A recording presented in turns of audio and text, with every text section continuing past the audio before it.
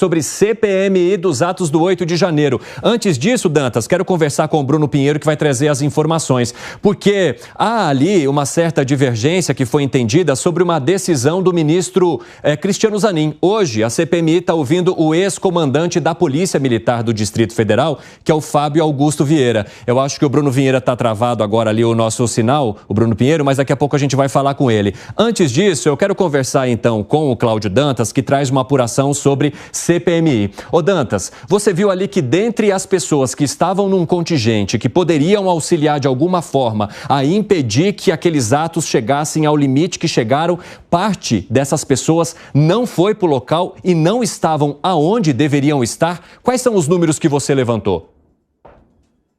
Muito bem, Cine.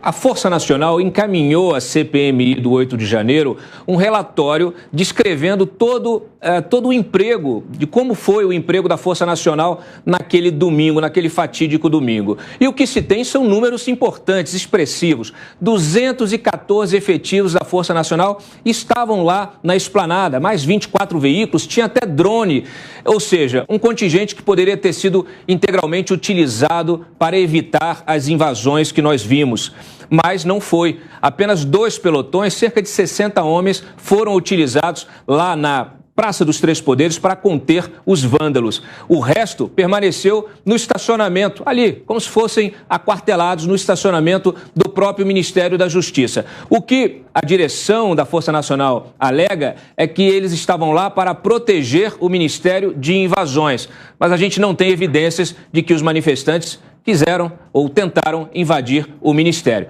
Isso vai tornar a situação do próprio comando aí da Força um pouco mais delicada. A CPMI vai querer convocar os responsáveis pela Força Nacional. Muito bom, Cláudio Dantas, obrigado pela apuração, já conversamos mais. Quero trazer aqui com vocês agora esse debate e jogar para os nossos comentaristas que estão aqui no estúdio. Proteção do Ministério com a expectativa de que as invasões chegassem lá, em vez de se destinar essas tropas para o local onde o vucu-vucu acontecia mesmo. Fábio Piperno, você entende como uma explicação crível vinda do governo federal a partir da apuração do Cláudio Dantas? Eu gostaria de mais elementos em relação a isso, até porque, por exemplo, a gente sabe que naquelas conversas interceptadas, aquelas conversas vazadas do comando da Polícia Militar do Distrito Federal, em uma delas se falava exatamente em pessoas que estavam lá, em contingentes que estavam lá, mas não foram, que foram mobilizadas aí para esse trabalho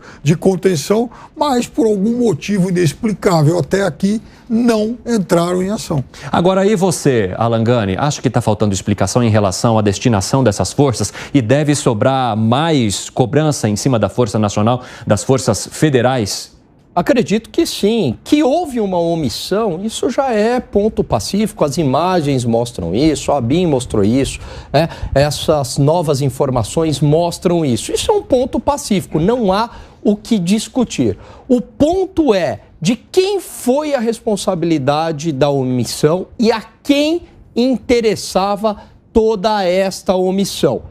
De acordo com a tese do Piperno, essa omissão era justamente... Você me corrige se eu estiver enganado, hein, Piperno? Para os manifestantes entrarem, né? E aí causar toda uma convulsão lá dentro e depois os militares ajudarem os manifestantes. Eu não compro essa tese. Polícia Militar não me deixa mentir. Eu não compro essa tese do Piperno. O que eu entendo que é a omissão, inclusive, do GSI, justamente, olha, está tendo uma manifestação, não vamos permitir que os manifestantes entrem.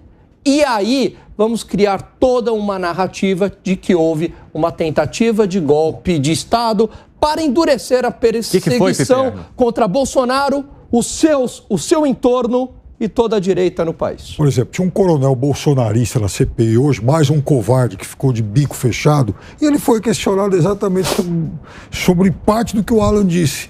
E aí, obviamente, ele não quis falar nada. Ou seja, foi perguntado, literalmente, para o seguinte: por que vocês não fizeram nada contra o movimento golpista, contra a ação dos golpistas? Bico fechado. Agora, quem fala mais alto, quem já respondeu muito sobre isso, foram as mensagens trocadas por eles. As mensagens estão lá, Piperno, são domínio público. Piperno, você sabe o que me chama muito a atenção nisso tudo? Cadê o G. Dias? Por que tem essa proteção ao G. Dias? E a gente sabe, Piperno, que ele era ligado, historicamente ligado ao presidente. Relação de amizade, relação profissional. Foi a ponta da história. Não. Tá lá. Agora, mas por que ele não foi até agora, Piperno? O comandante, mas ele tem que ir. Agora, o comandante militar que estava lá sentadinho na CPI hoje, de bico fechado, repito, o comandante militar, não é um Zé Ninguém. Então, as mensagens dele, que já foram vazadas, estão aí à disposição de todo mundo que queira conhecer o que ele falou, o que ele ouviu, o que os comparsas dele falaram sobre Bolsonaro, sobre o movimento e sobre o governo eleito. Eu só quero saber cadê o depoimento do G. Dias e eu quero entender por que tem tanta proteção ao Gonçalves Dias, que era, de fato, o chefe da segurança. Talvez tenha tanta proteção a ele, porque não houve proteção nenhuma exatamente a todo aquele ambiente. Deixaram a turma que ficou lá na frente dos quartéis. Eu nunca vi... 70 dias.